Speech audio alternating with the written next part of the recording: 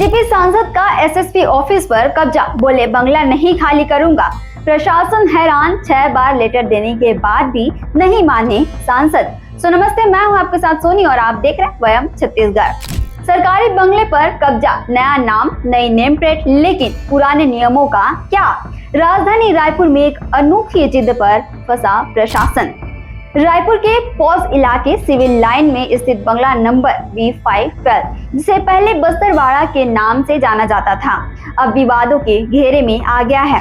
इस बंगले को हाल ही में एसएसपी ऑफिस के लिए अलॉट किया गया था, लेकिन भाजपा के राज्यसभा सांसद देवेंद्र प्रताप सिंह ने इस पर अपना कब्जा जमा लिया है। सांसद ने न सिर्फ बंगले में ताला जड़ दिया, बल्कि 5 जगहों पर अपने नाम के नेम प्लेट लगाकर बंगले का नाम बदलकर रायगढ़ बाड़ा कर लिया है। क्या है पूरा मामला? देखिए, सांसद देवेंद्र प्रताप सिंह ने मुख्यमंत्री से यह बंगला मांगा था।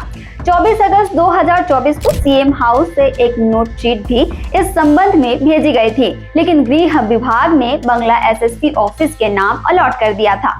30 जनवरी 2025 को इसे एसएसपी के लिए ऑफिशियली अनाउंस किया गया था। मरम्मत और रंगाई पोताई के बाद एसएसपी ऑफिस का शिफ्टिंग लगभग तय था, लेकिन इसी बीच सांसद ने आकर बंगले पर कब्जा कर लिया।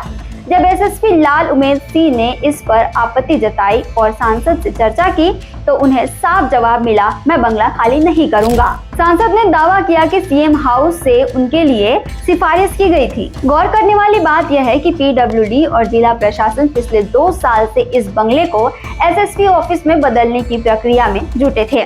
अब तक 6 बार चिट्ठियां भेजी जा चुकी हैं, लेकिन कोई हल नहीं निकला। इस बंगले का इतिहास भी खासा राजनीतिक रहा है। यह बंगला पहले कांग्रेस अध्यक्ष मोहन मरकाम के पास था, जब वो भूपेश बघेल सरकार में थे, तब इसे बस्तरवाड़ा कहा जाता था। 2024 में उन्होंने यह बंगला खाली कर दिया था, उसके बाद इसे एसएसपी ऑफिस को दे दिया गया था। सांसद देवेंद्र प्रताप सिंह की नाराजगी की जड़ यही है। उन्होंने बंगले की डिमांड की थी। सीएम हाउस से 27 अगस्त 2024 को उनके ओएसडी ने नोट शीट चलाई थी, लेकिन गृह विभाग ने बंगला किसी और को अलर्ट कर दिया। इस पूरे मामले पर पूर्व मंत्री अमरजीत भगत और डिप्टी सीएम का कहना है कि बंगले का आवंटन गृह विभाग की जिम्मेदारी है, मामला उनके संज्ञान में है, उचित निर्णय लिया जाएगा। अब सवाल ये उठते हैं कि जब सरकार खुद सरकारी संपत्तियों का आवंटन तय करती है, तो क्या सांसद की जिद प्रक्रिया से ऊपर है और प्रशासन की मेहनत पर इस तरह पानी फेर देना कितना उचित है? यह मामला अब न सिर्फ एक बंगले का है, बल्कि प्रशासनिक बन गया है।